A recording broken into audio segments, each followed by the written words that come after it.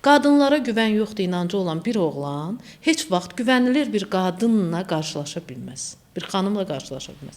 Məsələn, bir xanım, əgər kişilər hamısı xəyanətkardır deyirsə, heç vaxt sadiq biri ilə qarşılaşa bilməz. Ümumiyyətlə, yoxdur, mən arzulayan kişi yoxdur deyən xanımlar var. Belə bir oğlan yox deyir, mən ona görə çıxmır qabağa. İstər, məsələn, işgüzar münasibətdə olsun. Mən baxın, danışanların arasında var, deyir, universitet bitirib.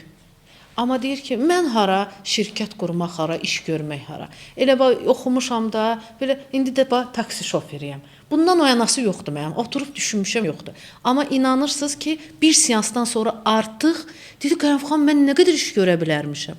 Və yaxud da ki, burada ala qarğa bala çıxartmaz. Gedir xaricə, xaricdə deyir ki, burada vətəndaş olmalısan ki bunu. Yəni özünə maneələr qoyur şuur altında.